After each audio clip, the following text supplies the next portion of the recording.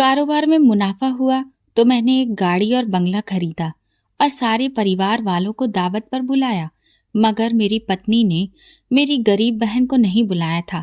दावत के बाद जो भी खाना बचा था पत्नी ने मोहल्ले में बांट दिया। माँ कहती रही कि अपनी बहन के घर भी कुछ खाने को दे आओ, वो बेचारी कई दिन से भूखी है। मगर मैं अपनी पत्नी के कहने पर वहां नहीं गया। अचानक मेरी बहन का फोन आया और उसने मुझे बधाई दी और कहा, मैं और मेरे बच्चे कई दिन से भूखे हैं। आज मैंने तंग आकर अपने बच्चों को जहर खिला दिया है। बहन की ये बात सुनकर मेरा सर शर्म से झुक गया। मैं उस वक्त खाना लेकर दौड़ता हुआ बहन के घर गया, लेकिन सामने का मंजर देखकर मेरे पैरों तले से जमीन खिसक गई। मैं जमीन पर बैठकर पागलों की तरह रोने लगा, क्योंकि मेरी बहन ने, भाई खाना ठंडा हो गया तो माँ तुम पर बहुत गुस्सा करेगी, चलो उठो नाश्ता कर लो। ये आवाज मेरी बहन कविता की थी, जो नाश्ता बनाने के बाद मेरे सिरहाने खड़ी होकर मुझे उठाने की कोशिश कर रही थी। मैं जल्दी से उठा और तैयार होने के लिए वॉशरूम चला गया। पूरे घर में दाल चावल की खुशबू फैली हुई थी। ये खुशबू मुझे मेरे बचपन की याद दिलाती थी। जब भी माँ दाल चावल बनाती थी तो घर का हर कोना महक उठता था और यही खुशबू मुझे अपनी पुरानी दुनिया में ले गई थी। डाइनिंग टेबल पर जैसे ही मैं आकर बैठा, मेरी लाडली बहन कविता मेरे पास आकर बैठ गई। सामने माँ थी, जो व्हील चेयर पर बैठी हुई हमें देख रही थी। उनके चेहरे पर वही ममता भरी मुस्कान थी जो मेरे दिल को हमेशा सुकून देती थी। मैंने चम्मच उठाया और गरम दाल चावल मुंह में रखा। वाह माँ, आज तो मजा ही आ गया, मैं खुशी से बोला। कविता की आंखों में खुशी चमकने लगी थी। वो हमेशा यही चाहती थी कि मैं खुश रहूं। अगर मैं बीमार होता तो वो सारी रात जागती रहती। अगर मैं परेशान होता तो मेरे चेहरे के हाव भाव पढ़कर मुझे हंसाने की कोशिश करती। वो मुझसे 3 साल छोटी थी, मगर प्यार और ख्याल रखने में वो हमेशा माँ जैसी लगती थी। अमन बेटा, हमेशा अपनी बहन का इसी तरह से ख्याल रखना, माँ ने मोहब्बत भरी आवाज में कहा। मैंने माँ की तरफ देखा। उनकी आंखों में एक अलग ही अपनापन और प्रार्थना थी। मैं जानता था कि कविता उनके लिए किसी दुआ से कम नहीं थी। मैंने दिल ही दिल में माँ से वादा कर लिया कि मैं हमेशा कविता की सुरक्षा करूंगा, उसकी हर खुशी का ख्याल रखूंगा और उसे कभी किसी तकलीफ में नहीं देखूंगा। कविता की पैदाइश के वक्त माँ और पापा बहुत खुश थे। माँ अक्सर बताया करती थी कि जब मैं 3 साल का था और कविता पैदा हुई तो मैंने पहली बार उसे गोद में लेकर कहा था, ये मेरी गुड़िया है। माँ हंसते हुए कहती है, बेटा वो दिन और आज का दिन है, तुमने उसे हमेशा अपनी गुड़िया ही समझा। और हकीकत भी यही थी। कविता मुझे 3 साल छोटी होने के बावजूद हमेशा मेरे लिए एक खास जगह रखती थी। वो मेरी बहन ही नहीं, मेरी सबसे अच्छी दोस्त भी थी। जब भी कोई दिक्कत होती तो मैं सबसे पहले कविता से राय मशवरा करता। वो मेरी छोटी बहन होने के बावजूद हमेशा बड़ी बहनों जैसा व्यवहार करती थी। अगर मैं बीमार होता तो वो मेरी सेवा में लग जाती। अगर मैं परेशान होता तो वो मेरा मूड बेहतर करने के लिए कुछ न कुछ मजाकिया बातें कह देती। जब माँ बीमार हुई और व्हील चेयर पर आ गई, तब से कविता की जिम्मेदारियां और बढ़ गई थी। वो कॉलेज से आते ही घर के कामों में लग जाती, माँ की देखभाल करती और मेरे लिए खाना तैयार करती। मैं कई बार उससे कहता कि वो अपने आराम का भी ख्याल रखे, मगर वो हमेशा हंसते हुए कहती, भाई मैं तुम्हारी छोटी बहन हूँ। मगर माँ कहती है कि मैं तुम्हारी दूसरी माँ भी हूँ। डाइनिंग टेबल पर खाने के दौरान कविता मुझे कॉलेज के किस्से सुनाने लगी। भाई, आज हमारे कॉलेज में एक नया प्रोफेसर आया है। वो बहुत ही सख्त मिजाज का है। जैसे ही क्लास में दाखिल हुए, सबसे पहले यही सवाल किया कि आप सबने होमवर्क पूरा किया है या नहीं। और जैसे ही किसी ने कहा कि नहीं किया, तो उन्होंने डायरेक्ट रजिस्टर में उसका नाम लिख लिया। मैं हंसने लगा। तो तुमने होमवर्क किया था? कविता ने शरारती मुस्कान के साथ कहा। मैंने तो किया था, पर बबीता ने नहीं कर सकी थी, तो मैंने उसे अपना होमवर्क दे दिया। ये क्या कविता, तुम्हें अपना काम दूसरों को नहीं देना चाहिए, वरना इस तरह तो हर कोई बस तुम्हारा ही मुंह देखने लगेगा। मैंने नरमी से समझाया। अरे भैया, वो मेरी दोस्त है। अगर हम दोस्तों की मदद नहीं करेंगे तो फिर ऐसी दोस्ती का फायदा ही क्या? कविता ने बड़ी ही संजीदगी से कहा। मैं मुस्कुराकर सिर हिलाया। कविता की सबसे बड़ी खूबी यही थी कि वो हर किसी की मदद के लिए हमेशा तैयार रहती थी, चाहे वो दोस्त हो, माँ हो या मैं। कभी भी वो किसी को मायूस नहीं करती थी। रात को जब मैं अपने बिस्तर पर लेटा तो दिन की सारी घटनाओं पर गौर करने लगा। कविता की मासूमियत, माँ की मोहब्बत और हमारी जिंदगी की सादगी। हमारे पास बहुत ज्यादा दौलत नहीं थी, लेकिन हमारे पास जो कुछ था वो दुनिया की किसी भी दौलत से ज्यादा कीमती था।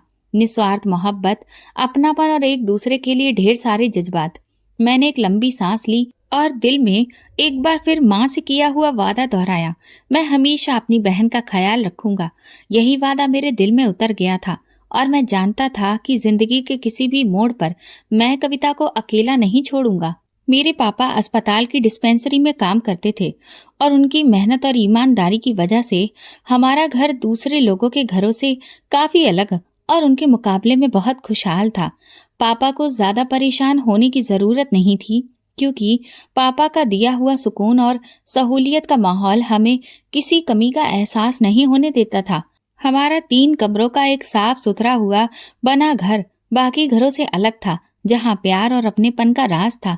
मैं और कविता अपनी पढ़ाई में व्यस्त थे और हमारा सबसे बड़ा सपना यही था कि जैसे ही मैं अपनी पढ़ाई पूरी करूं, एक अच्छी नौकरी हासिल करके अपने पापा के सपनों को पूरा कर सकूं। मैंने कई जगह इंटरव्यू दे चुका था और अब बस किसी अच्छे मौके की उम्मीद थी। कविता जल्दी ही ग्रेजुएट होने वाली थी और हम सब मिलकर अपने भविष्य के सुहाने सपनों को बुन रहे थे। जिंदगी आम थी मगर खूबसूरत थी। माँ का चेहरा हमेशा सुकून से भरा रहता था और पापा का सिर हमेशा गर्व से ऊंचा रहता था कि उनके बच्चे मेहनत से पढ़ रहे हैं और एक दिन उनके सपनों को हकीकत में बदल देंगे। लेकिन जिंदगी को शायद हमारी खुशियां पसंद नहीं आईं। एक दिन ने सब कुछ बदल दिया। वो एक साधारण सा दिन था। सूरज अपनी रोशनी बिखेर रहा था और मैं रोज की तरह कॉलेज से वापस आया था। कविता हमेशा की तरह माँ के साथ व्यस्त थी और मैं अपनी नौकरी के सिलसिले में एक नए इंटरव्यू की तैयारी कर रहा था। माँ ने खाने की प्लेट मेरे सामने रखी ही थी कि अचानक फोन बजने लगा। फोन उठाते ही मेरे कानों में एक अजीब सी घबराहट भर गई। दूसरी तरफ से किसी अनजान आदमी की घबराई हुई आवाज आई, बेटा तुरंत अस्पताल पहुंचो, तुम्हारे पापा का एक्सीडेंट हो गया है। मेरी सांसें लम्हा भर को रुक गईं।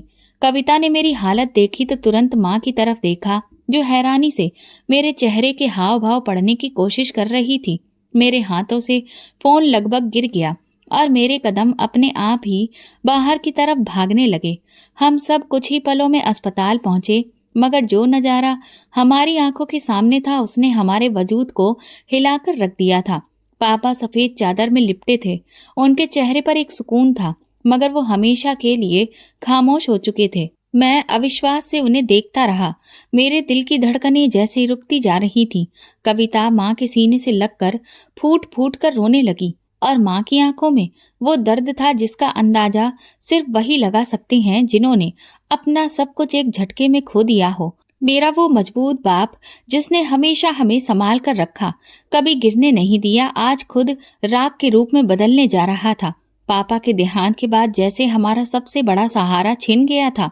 मैं जो पहले एक अच्छी नौकरी के सपने देख रहा था, अब मजदूरी के लिए दर दर की ठोकरें खा रहा था। पापा की गैर मौजूदगी ने हमें बेसहारा और बेबस कर दिया था। उनके जाने के साथ ही हमारे वो तमाम रिश्तेदार भी गायब हो गए थे जो कल तक हमें अपने खानदान का सबसे जरूरी हिस्सा समझते थे। बेटा तुम फिक्र मत करो, भगवान सब ठीक कर देगा। माँ ने मुझे हौसला देने की कोशिश की, मगर मैं जानता था कि उनके दिल में तूफान उठ रहा था। कविता दिन रात माँ के साथ लगकर उन्हें हिम्मत देती थी, मगर मैं जानता था कि उसकी आंखों में छुपे आंसुओं की कीमत कोई नहीं चुका सकता था। मैंने सोच लिया था कि अब मेरी जिंदगी का सिर्फ एक ही मकसद होगा, मैं अपनी माँ और बहन को हर तरह की तकलीफ से बचाकर रखूंगा। मैं हर जगह नौकरी तलाशने की कोशिश करता रहा, मगर हर दरवाजा मुझे बंद ही मिला।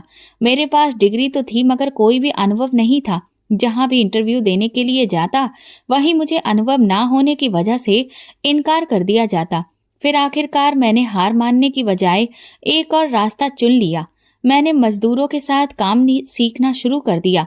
दिन रात मेहनत की, शरीर छलनी हो जाता था, मगर मैंने कभी भी हिम्मत नहीं हारी। हर ईंट, हर पत्थर, हर ठेला मेरे लिए एक जरिया था अपनी माँ और बहन को बेहतर जिंदगी देने का। फिर देखते ही देखते कुछ महीने गुजर गए और मुझे इस काम में अच्छी खासी महारत हासिल हो गई थी। मैं अब एक आम मजदूर नहीं रहा था, बल्कि मिस्त्रियों के साथ काम सीखकर खुद को एक कारीगर बनाने की ठान ली थी। मेरी मेहनत को देखकर ठेकेदार भी बहुत खुश हुआ और अब वो खुद मुझे अच्छी जगह पर काम के लिए भेजने लगा था। पापा की पेंशन भी मिल रही थी और मेरी मेहनत से घर का गुजारा भी होने लगा था। जितनी भी मैं मेहनत कर रहा था, इसके बावजूद भी एक अजीब सी शिकायत हमेशा मेरे दिल में रहती थी। मैं अपने पिता को खो चुका था और अब मेरी जिंदगी सिर्फ मेहनत और कुर्बानी के नाम पर थी। माँ की तबीयत दिन ब दिन कमजोर होती जा रही थी और कविता पहले से ज्यादा खामोश रहने लगी थी। एक रात जब मैं देर से घर आया तो देखा कविता माँ के पास बैठी कुछ लिख रही थी। मैंने उससे पूछा, कविता क्या कर रही हो? वो चौंक गई और तुरंत कागज छुपा दिया। मैंने नरमी से उसका हाथ पकड़ा और कहा, मुझसे कुछ छुपा रही हो? कविता की आंखों में आंसू आ गए। उसने धीरे से कहा, भाई मैं अपने दिल की बात लिख रही थी। पापा के जाने के बाद से मैं बहुत उदास हूँ, लेकिन माँ के लिए हंसती हूँ, तुम्हारे लिए मुस्कुराती हूँ, मगर अंदर से बहुत खाली महसूस करती हूँ। ये सुनकर मेरा दिल जैसे टूट गया। मैं जानता था कि मेरे पास कविता को देने के लिए ज्यादा कुछ नहीं था सिवाय प्यार और सुरक्षा के। मैंने उसे गले लगा लिया और दिल में एक और वादा किया, मैं तुम्हें कभी अकेला नहीं छोड़ूंगा। पापा के देहांत के बाद जिंदगी का एक नया सफर शुरू हो चुका था। मैंने मजदूरी से काम शुरू किया था, मगर वक्त के साथ साथ मेरी महारत बढ़ती गई और अब मैं खुद एक कारीगर के तौर पर पहचाना जाने लगा था। ठेकेदार मुझे अच्छे कामों के लिए भेजता था और मेरी मेहनत का फल ये था कि घर की माली हालत धीरे धीरे सुधरने लगी थी। पापा की पेंशन भी मिल रही थी और हमने अपनी जरूरत के मुताबिक जिंदगी जीने की आदत डाल ली थी। लेकिन जिंदगी सिर्फ आर्थिक हालत से नहीं चलती, उसमें जज्बात और रिश्ते भी बहुत जरूरी होते हैं। माँ की सबसे बड़ी फिक्र अब कविता की शादी थी। एक दिन जब मैं काम से वापस आया तो माँ ने मुझे बुलाकर कहा, बेटा कविता के लिए एक अच्छा रिश्ता आया है। ये सुनकर मेरे दिल में एक अजीब सी हलचल मच गई।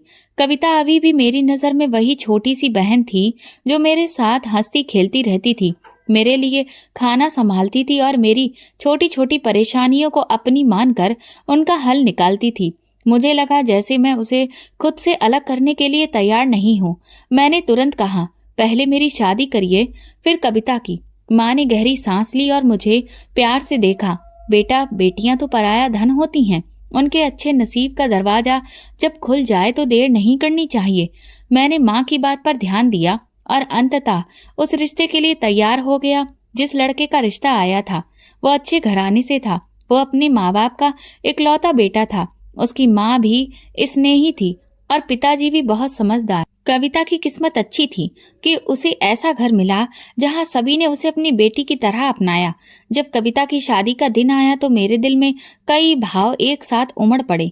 मैं खुश था कि वो अच्छे घर जा रही है, लेकिन एक भाई की हैसियत से ऐसा लग रहा था कि जैसे मेरी जिंदगी का सबसे कीमती हिस्सा मुझसे दूर हो रहा है। विदाई के समय जब कविता मुझसे लिपट कर रोते हुए बोली, भाई अपना और माँ का ख्याल रखना, ये सुनकर मेरी आंखें भर आईं। मैंने उसके सिर पर हाथ रखा और कहा, कविता तुम जहां भी रहो हमेशा खुश रहो। अगर कभी कोई परेशानी हो तो बेझिझक याद रखना, तुम्हारा भाई हमेशा तुम्हारे साथ है। मैंने उसे गाड़ी में बिठाया और वो दूर चली गई। कविता की शादी को कुछ ही महीने हुए थे कि माँ ने मेरी शादी की बात छेड़ दी। अब मैं भी काम में तरक्की कर चुका था, आमदनी पहले से बेहतर हो गई थी और माँ चाहती थी कि मैं भी अपना घर बसा लूं। बेटा तुम भी अब अपना घर बसा लो, माँ ने एक दिन बड़ी नरमी से कहा। मैंने कहा, माँ अभी कुछ वक्त और रुक जाइए, मुझे अभी और भी कुछ जरूरी काम संभालने हैं। मगर माँ को अंदाजा था कि मैं सिर्फ टाल रहा हूँ। बेटा तुमने कविता के लिए जो किया वो अपनी जगह है, मगर अब तुम्हारी बारी है। हर माँ चाहती है कि उसका बेटा खुश रहे और मुझे लगता है कि अब तुम्हें किसी का सहारा चाहिए। मैं माँ की बातों का कोई जवाब नहीं दे पाया। वो सच कह रही थी, लेकिन मैं मानसिक रूप से अभी भी तैयार नहीं था। उन्हीं दिनों हमारे मोहल्ले में एक नई फैमिली आकर रहने लगी थी। वो लोग शरीफ और अच्छे स्वभाव के थे। उनकी बेटियां अक्सर कुछ न कुछ बनाकर माँ को दे जाती थीं, कभी मीठा, कभी सब्जी, कभी चाय के साथ कोई नाश्ता। माँ को उनकी ये मोहब्बत भरी आदत बहुत पसंद आई और जल्दी ही उनके लिए अपनापन महसूस होने लगा। एक दिन जब मैं काम से घर आया तो माँ चेहरे पर मुस्कान लिए बैठी थी। बेटा मैंने तुम्हारे लिए एक लड़की पसंद कर ली है। मैंने हैरानी से पूछा, कौन माँ? सिमरन, जो नई फैमिली हमारे मोहल्ले में आई है, उनकी सबसे बड़ी बेटी। माँ ने बड़े फक्र से कहा। मैंने सिमरन को कभी ध्यान से नहीं देखा था, मगर इतना जानता था कि वो एक अच्छे संस्कारी घर की लड़की है। माँ के चेहरे की खुशी मेरे लिए सबसे अहम थी। माँ ने जैसे ही सिमरन के घर वालों से रिश्ता मांगा, उन लोगों ने फौरन ही हाँ कर दी। ये बात मेरे लिए हैरान कर देने वाली थी, क्योंकि आमतौर पर ऐसी बातों में वक्त लगता है। मगर सिमरन के घर वालों ने ना तो कोई शर्त रखी और ना ही किसी भी तरह की पूछताछ की। माँ की आंखों में खुशी देखकर मेरा दिल निश्चिंत हो गया था। मैंने खुद भी इस रिश्ते के लिए ज्यादा फिक्र नहीं दिखाई थी, क्योंकि मुझे भरोसा था कि माँ मेरे लिए हमेशा बेहतर फैसला करेंगी। कविता को जब इस बात का पता चला तो वो खुशी से निहाल हो गई थी। भैया, सिमरन बहुत अच्छी है, मैंने उसे देखा है। वो बहुत साधारण और प्यारी लड़की है। माँ ने तुम्हारे लिए बेहतरीन जीवन साथी चुना है, कविता ने खुशी से कहा। और फिर देखते ही देखते हमारी शादी की तैयारियां शुरू हो गईं। मैंने कभी नहीं सोचा था कि मेरी जिंदगी में इतनी तेजी से ये सब कुछ हो जाएगा, मगर किस्मत का लिखा कौन टाल सकता है। मैंने जिंदगी के कई साल मेहनत में गुजारे थे और अब एक नया सफर मेरा इंतजार कर रहा था। जैसे ही शादी का दिन आया, मेरे दिल में एक अजीब सी बेचैनी थी। अपनी शादी के वक्त मुझे एक अजीब सा एहसास हो रहा था, जैसे कोई बहुत बड़ी जिम्मेदारी मेरे कंधों पर आ गई हो। कविता की शादी पर मैं एक मजबूत भाई था, मगर अपनी शादी पर मेरे दिल में एक अलग ही हलचल थी। सिमरन के साथ मेरी ज्यादा बातचीत नहीं हुई थी, लेकिन शादी के बाद जब मैंने पहली बार सिमरन को ध्यान से देखा तो मैं हैरान रह गया। वो वाकई बहुत खूबसूरत थी, मगर उसकी असली खूबसूरती उसके स्वभाव में थी। शादी के बाद वो बहुत जल्द हमारे दिलों में अपनी जगह बनाने में कामयाब हो गई। वो माँ का बहुत ख्याल रखने वाली और मेरी जिंदगी में भी एक नया रंग भरने वाली बन गई थी। जिंदगी अब पहले से बेहतर हो चुकी थी। कविता भी अपने घर पर खुश थी और मैं भी अपने नए सफर पर खुशी खुशी चल रहा था। मैं जब भी काम से वापस आता तो ये देखकर मुझे बहुत खुशी होती कि मेरी पत्नी माँ का बहुत ख्याल रख रही है। वो उनके खाने पीने से लेकर दवाओं तक का ख्याल रखती और हर काम में मदद करती। मुझे लगा जैसे मैंने एक ऐसी पत्नी पाली है जो ना सिर्फ मेरा बल्कि मेरी माँ का भी पूरा ख्याल रखेगी। कविता भी ये सब देखकर खुश थी। उसकी शादी को 2 साल होने को आए थे और भगवान ने उसे चांद जैसा बेटा दिया था। जब उसके यहाँ बच्चे की पैदाइश हुई तो हम सब बहुत खुश थे। मैंने तुरंत कविता के घर जाने की तैयारी शुरू कर दी और सिमरन भी मेरे साथ चलने को बेताब थी। हमने काफी सारे गिफ्ट्स खरीदे और हम सब मिलकर कविता के ससुराल पहुंचे। कविता के चेहरे पर माँ बनने की खुशी साफ दिख रही थी और मैंने पहली बार उसे इस तरह चमकते हुए देखा था। हम सबके लिए वो दिन खुशी का दिन था, मगर किस्मत शायद हमें ज्यादा देर तक खुश नहीं देखना चाहती थी। कबीर, कविता का पति, अपने काम से वापस आ रहा था कि एक तेज रफ्तार गाड़ी ने उसे टक्कर मार दी। हादसा इतना गंभीर था कि वो मौके पर ही दम तोड़ गया। ये खबर हमारे लिए किसी कयामत से कम नहीं थी। मैं जब ये सुनकर बैठा तो मेरा दिल जैसे धड़कना ही भूल गया था। कविता का खुशियों से भरा घर उजड़ गया था और मैं सपने में भी ये बात सोच नहीं सकता था कि वो किस तकलीफ से गुजर रही होगी। जब हम अस्पताल पहुंचे तो वहां का नजारा देखकर मेरी टांगें कांपने लगी थी। कविता बेहोश थी और माँ सदमे की वजह से चुप बैठी हुई थी। मैंने अपनी बहन के चेहरे पर वो बेबसी देखी जो शायद मैं कभी भूल भी ना पाऊं। वो खुश थी, अपनी जिंदगी में मगन थी, मगर एक लम्हे ने सब कुछ बदल कर रख दिया था। मैंने माँ की तरफ देखा, वो सदमे में थी। सिमरन भी अपनी आंखों में आंसू लिए खामोश खड़ी थी। जब कविता को होश आया तो उसका सबसे पहला सवाल यही था, भाई कबीर कहाँ है? मैं उस वक्त कुछ बोलने की हिम्मत नहीं कर पा रहा था। मैंने उसके हाथ पकड़े, मगर वो बार बार वही सवाल दोहरा रही थी। जब उसे सच्चाई का पता चला तो उसने चिल्ला चिल्ला कर रोना शुरू कर दिया। ये सब देखकर मेरी आत्मा कांप गई। मैंने कविता को अपने गले से लगाया, मगर वो बस यही कह रही थी, ये कैसे हो सकता है? वो मुझे कैसे छोड़कर जा सकता है? वो दिन हमारी जिंदगी के सबसे मुश्किल दिनों में से एक था। कबीर की अर्थी उठी तो कविता की हालत ऐसी थी कि लगता था कि वो भी साथ ही चली जाएगी। मैंने अपनी बहन को इतना कमजोर कभी नहीं देखा था। वो जो हमेशा हंसती मुस्कुराती रहती थी, आज एक बेजुबान बुत की तरह जमीन पर बैठी थी। माँ उसके पास बैठी उसे तसल्ली देने की कोशिश कर रही थी, मगर हम सब जानते थे कि उसका दुख ऐसा है जो किसी के भी शब्दों से कम होने वाला नहीं था। अंतिम संस्कार के बाद कविता के ससुराल वालों ने उससे कहा कि वो अपने बेटे के साथ वहीं रहे। उसकी सास ने कहा, बेटा, अब तुम ही मेरे बेटे की आखिरी निशानी हो, मैं तुम्हें कहीं भी जाने नहीं दूंगी। मैंने कविता को देखा, वो आंसुओं में डूबी हुई थी। मैं चाहता था कि वो हमारे साथ चले, मगर मैं जानता था कि उसके लिए अपने पति का घर छोड़ना आसान नहीं होगा। हम वापस आ गए, मगर हमारे दिलों में एक बहुत बड़ा दुख था। मैं सोच भी नहीं सकता था कि कविता की जिंदगी इतनी जल्दी इस मोड़ पर आ जाएगी। सिमरन ने मुझे हिम्मत देने की कोशिश की, मगर मैं जानता था कि इस हादसे के बाद अब कुछ भी पहले जैसा नहीं रहेगा। रात को जब मैं बिस्तर पर लेटता तो कबीर का चेहरा लगातार मेरी आंखों के सामने घूमने लगता। वो एक बहुत अच्छा इंसान था, जिसने हमेशा मेरी कविता का ख्याल रखा था। मैंने उसे खुद खुशमिजाज और मोहब्बत करने वाला पति पाया था, मगर अब वो नहीं था और मेरी बहन का भविष्य एक बहुत बड़ी परीक्षा में था। मैंने दिल ही दिल में प्रार्थना की, हे भगवान, कविता को हिम्मत देना, उसे सब्र देना ताकि वो इस मुश्किल से निकल सके। इस परीक्षा की घड़ी में वो मजबूत साबित हो। ये जिंदगी भी अजीब है, कभी खुशियां देती है तो कभी अचानक सब कुछ छीन लेती है। मैंने सोचा था कि कविता हमेशा अपने घर में खुश रहेगी, मगर मैं नहीं जानता था कि उसका भविष्य क्या होगा। मैं बिस्तर से उठकर बाहर गया, जहां माँ हाथ में माला लिए फेर रही थी और आंखें बंद कर भगवान से प्रार्थना कर रही थी। मैं उनके पास जाकर सिर झुका दिया। बेटा, भगवान से प्रार्थना करो, वो सब ठीक करेगा।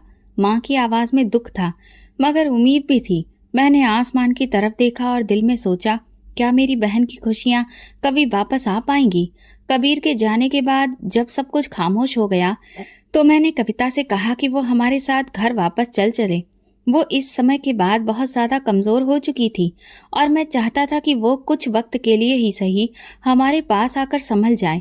मगर जैसे ही मैंने ये बात कही, उसकी सास रोने लगी और कांपती हुई आवाज में कहने लगी, बेटा, मेरा पोता ही अब मेरा आखिरी सहारा है। कविता को मुझसे मत छीनो।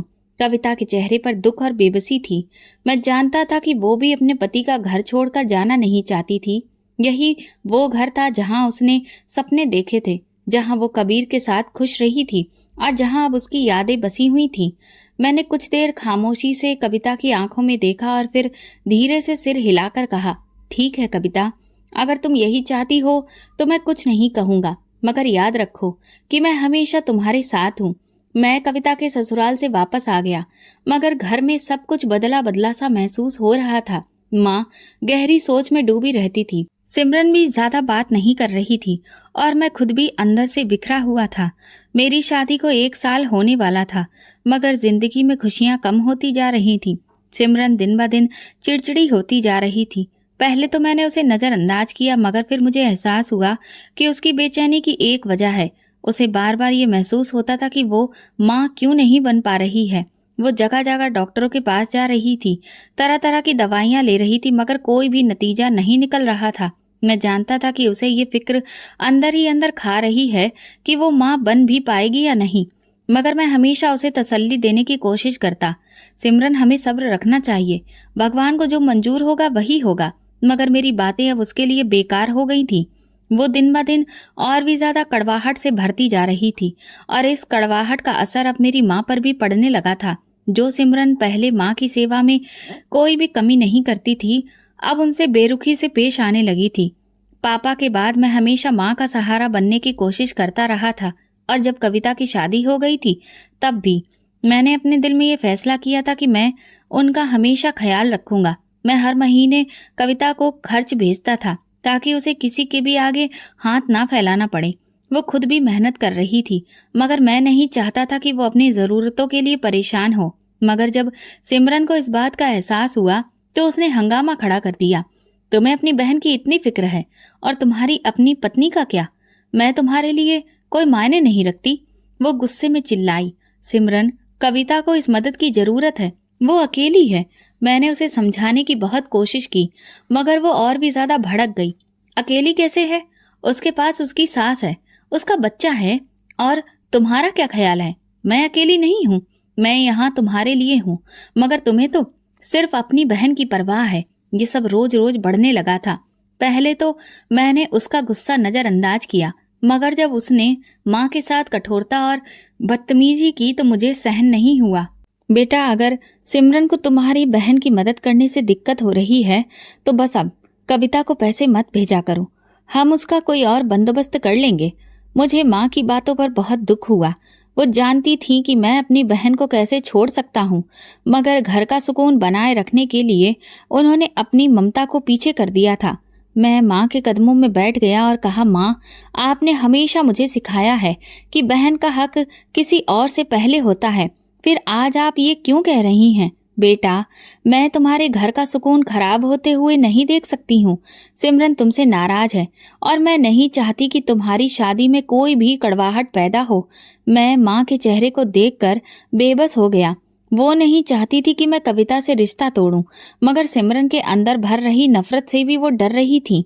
मैंने फैसला कर लिया था कि अब मैं सिमरन को बताए बिना ही कविता की मदद करूंगा। अब मैं चुपके चुपके अपनी बहन के घर कुछ ना कुछ पैसे पहुंचा देता था, कभी किसी दोस्त के जरिए तो कभी खुद जाकर और कभी कोई बहाना बनाकर। मगर मैं नहीं जानता था कि मेरी छुपी हुई मदद का राज कब तक छुपा रहेगा। सिमरन के दिल में मेरे लिए तलखी बढ़ती जा रही थी। वो अब ना सिर्फ मेरी बहन बल्कि मेरी माँ से भी दूर होने लगी थी। माँ की आंखों में वही पुरानी ममता थी, मगर उनकी खामोशी सब कुछ बयां कर रही थी। ये शादी अब सिर्फ एक रिश्ते का नाम रह गई थी, जिसमें मोहब्बत कम और शिकायतें बहुत ज्यादा हो चुकी थी। कभी कभी रात को मैं जागता और सोचता कि ये सब कहाँ गलत हो गया। क्या सिमरन ठीक कह रही थी? क्या मैं अपनी बहन को ज्यादा ही अहमियत दे रहा था? मगर दिल हमेशा एक ही जवाब देता, बहन का हक सबसे पहले होता है।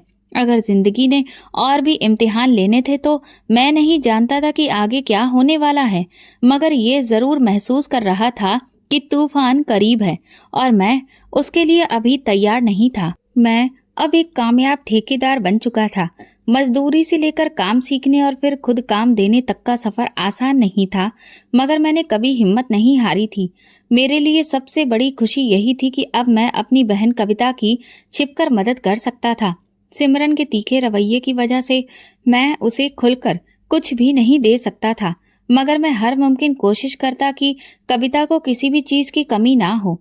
कविता खुद भी मेहनत मजदूरी करके अपना गुजारा कर रही थी। उसने सिलाई का काम शुरू कर दिया था और अपने बेटे की जरूरतें पूरी करने की कोशिश कर रही थी। मैं जब भी मौका मिलता उसके लिए कुछ न कुछ भेज देता, कभी कपड़े, कभी दवाइयाँ, कभी थोड़े से पैसे। वो हमेशा शुक्रिया अदा करती, मगर मैं जानता था कि वो ये सब खुशी से नहीं ले रही थी, बल्कि सिर्फ अपने बेटे के लिए स्वीकार कर रही थी। जिंदगी बहुत मुश्किल थी, मगर जैसे तैसे चल रही थी। लेकिन फिर वो दिन आया जिसने मेरी बहन को एक और बहुत बड़े इम्तिहान में डाल दिया था। कविता का बेटा अचानक बहुत बीमार हो गया। उसे तेज बुखार था और 2 दिन में उसकी हालत इतनी ज्यादा बिगड़ गई कि वो बेहोश होने लगा। कविता ने घर में जो भी दवाइयां रखी थीं वे सारी आजमा ली, मगर उसके बेटे पर कोई असर नहीं हुआ। जब वो अस्पताल लेकर गई तो डॉक्टर ने कहा कि बच्चे को फौरन एडमिट कराना होगा, वरना उसकी हालत और भी ज्यादा बिगड़ सकती है। कविता के पास अस्पताल के खर्चों के लिए पैसे नहीं थे। उसने पहले अपनी सास से मदद मांगी, मगर वो खुद परेशान हालत में थी। ज्यादा कुछ नहीं कर सकती थी, सिर्फ प्रार्थना कर सकती थी। आखिरी उम्मीद के तौर पर कविता अपने मायके चली आई। वो बहुत रो रही थी। उसकी आंखों में डर और बेबसी थी। जैसे ही वो घर पहुंची, माँ ने उसे देखा और तुरंत अपनी व्हील चेयर से उठने की कोशिश की। कविता, क्या हुआ बेटी? तुम इतना क्यों रो रही हो? कविता माँ के गले लगकर फूट फूट कर रोने लगी। माँ, मेरा बच्चा बहुत बीमार है। डॉक्टर ने कहा है कि उसे तुरंत अस्पताल में एडमिट कराना होगा, मगर मेरे पास पैसे नहीं हैं। ये सुनकर माँ का चेहरा सफेद पड़ गया। वो जानती थी कि मेरे बिना घर में ज्यादा पैसे नहीं थे। मैं उस समय एक बड़े प्रोजेक्ट के सिलसिले में शहर से बाहर गया हुआ था और माँ के पास उसे देने के लिए कुछ नहीं था। माँ ने एक लम्हा भी गवाए बिना सिमरन के पास जाने का फैसला किया। वो धीरे धीरे उसके कमरे की तरफ बढ़ी और दरवाजे पर दस्तक दी। सिमरन बेटा, मुझे तुमसे एक बहुत जरूरी बात करनी है। सिमरन, जो पहले ही माँ से दूर हो चुकी थी, बेजारी से दरवाजा खोलकर खड़ी हो गई। जी कहिए, क्या हुआ? बेटा, कविता का बेटा बहुत बीमार है, उसे अस्पताल ले जाना है और हमारे पास पैसे नहीं हैं। अगर तुम कुछ मदद कर सको तो भगवान तुम्हें हमेशा खुश रखेगा। सिमरन ने माँ की बात सुनी और फिर तंजिया मुस्कुराकर बोली, तो अब आपको मेरी जरूरत महसूस हो रही है? पहले तो आपको सिर्फ अपनी बेटी की फिक्र रहती थी और आज जब मुश्किल आई है तो मेरे पास चली आई हैं। माँ ने आंसू भरी आंखों से उसे देखा। बेटी, मैं तुमसे भीख नहीं मांग रही, बस एक माँ के दिल की फरियाद सुन रही हूँ। सिमरन की आंखों में घमंड था। वो एक लम्हे के लिए खामोश रही, फिर अचानक दरवाजे से बाहर निकली और आंगन में खड़ी कविता की तरफ देखा। तुम्हें हर बार मेरे पति के पैसों की ही जरूरत क्यों पड़ती है? तुम खुद कमाती हो ना, तो खुद ही सब कुछ क्यों नहीं संभालती? अपना घर, अपना बच्चा। कविता ने हैरानी से सिमरन को देखा। सिमरन भाभी, मैं जानती हूँ कि मैं मेहनत करती हूँ, मगर एक माँ की मजबूरी को तुम नहीं समझ सकती। मैं अपने बच्चे की जिंदगी बचाने के लिए आई हूँ, कोई भीख मांगने नहीं। सिमरन ने तंजिया हंसी के साथ कहा, ये भीख ही है। मेरा पति तुम पर जितना पैसा खर्च करता है वो काफी नहीं है। हर बार नई कहानी लेकर आ जाती हो। ये सुनकर माँ तड़प गई। सिमरन, ये तुम क्या कह रही हो? कविता तुम्हारी ननद है, तुम्हारा कोई हक नहीं बनता कि तुम उसकी बेइज्जती करो। मगर सिमरन काबू से बाहर हो चुकी थी। उसने माँ की बात को नजरअंदाज करते हुए कविता की तरफ गुस्से में कदम बढ़ाए और उसे धक्का दे दिया। कविता अपनी जगह से लड़खड़ा गई। उसके चेहरे पर अविश्वास साफ दिख रहा था। निकल जाओ मेरे घर से और दोबारा कभी मदद मांगने मत आना। ये नजारा पूरे मोहल्ले ने देखा। कुछ औरतें हैरानी से दरवाजों से झांक रही थीं, कुछ ने आपस में बातें करना शुरू कर दी थीं।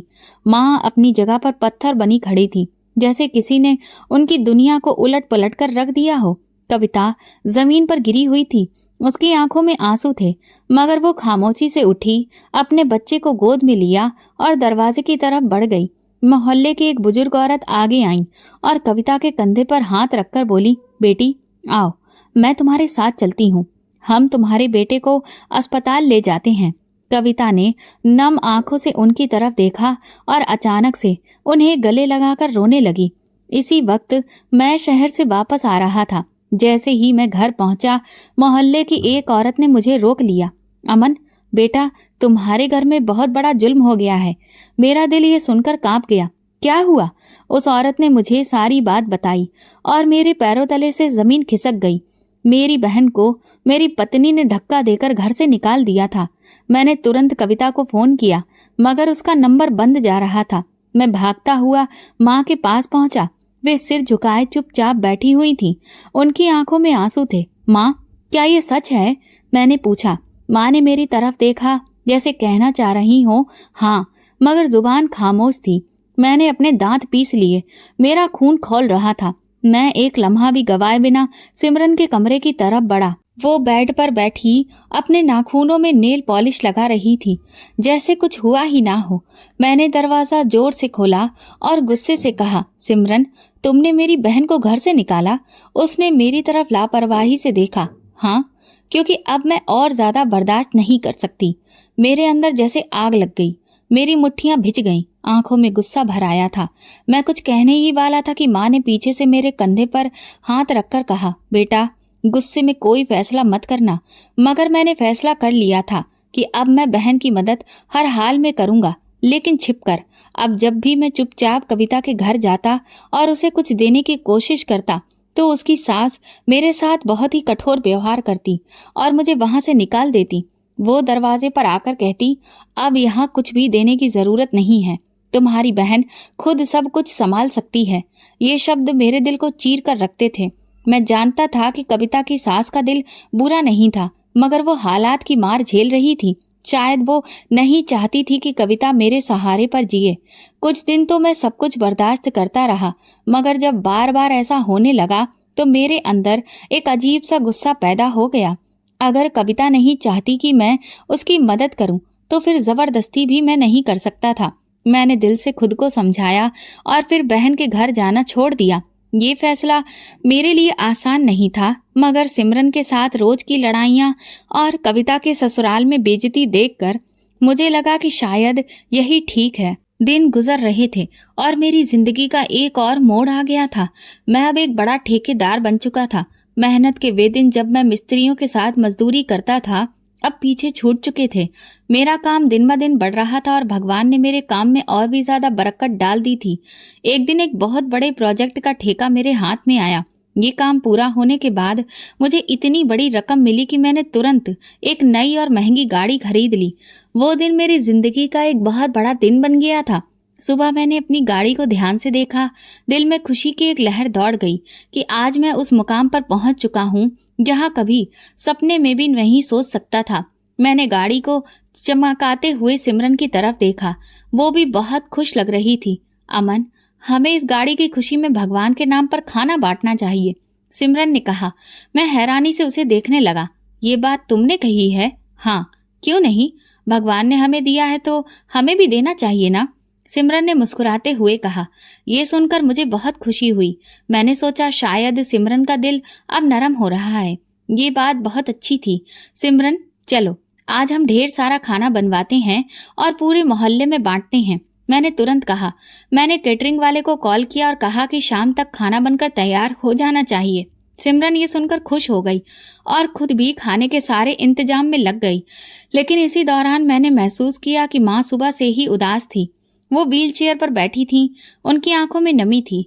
मैंने कई बार उनसे पूछने की कोशिश की, माँ क्यों परेशान हैं आप?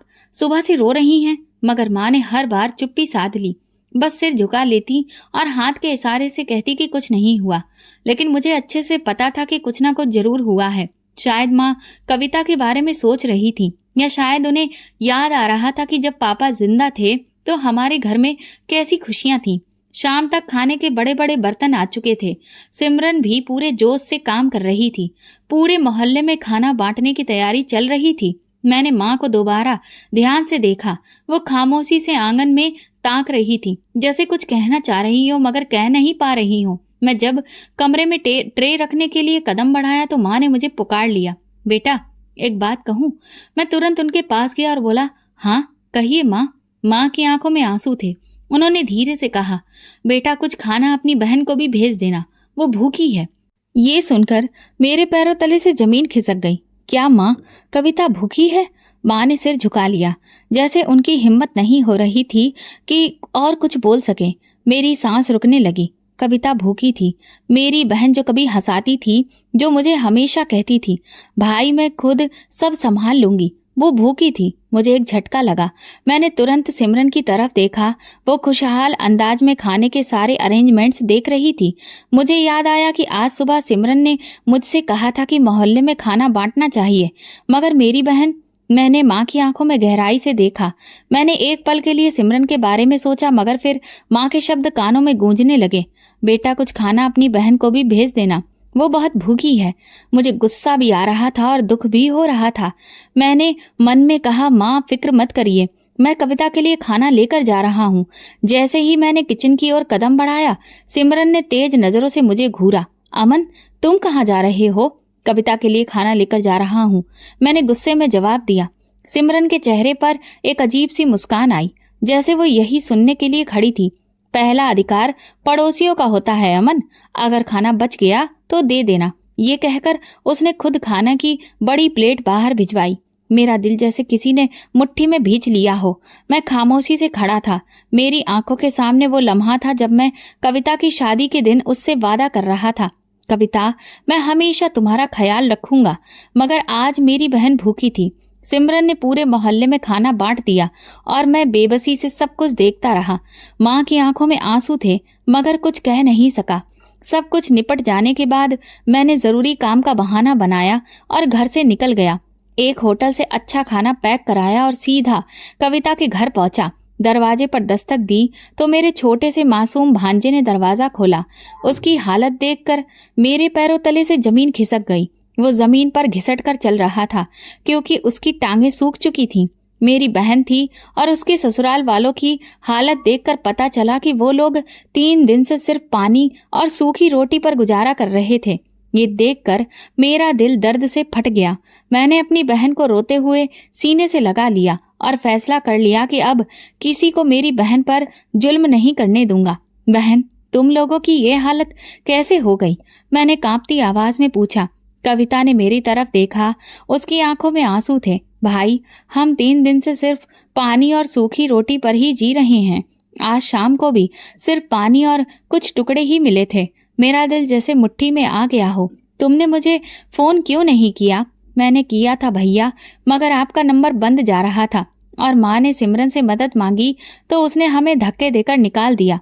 ये सुनते ही मेरा खून खौल उठा। मुझे लगा जैसे दिमाग सुन्न हो गया हो। मैंने खाना उसके सामने रखा और कविता के बेटे को गोद में लेकर उसके सिर पर हाथ रखा।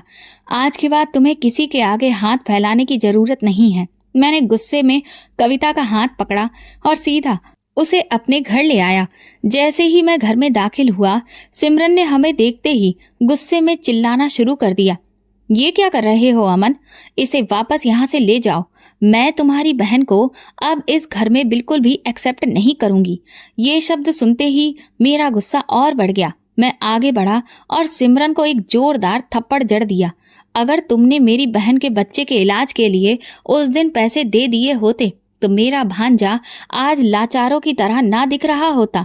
सिमरन ये देखकर सहम गई। माँ और कविता तुरंत मेरे सामने आ गई। बेटा, गुस्से में कोई गलत हरकत मत करो। माँ ने मुझे रोकने की कोशिश की। कविता ने भी हाथ जोड़कर कहा, भैया प्लीज सिमरन को माफ कर दो। लेकिन मैं भला उसे क्या माफ करता?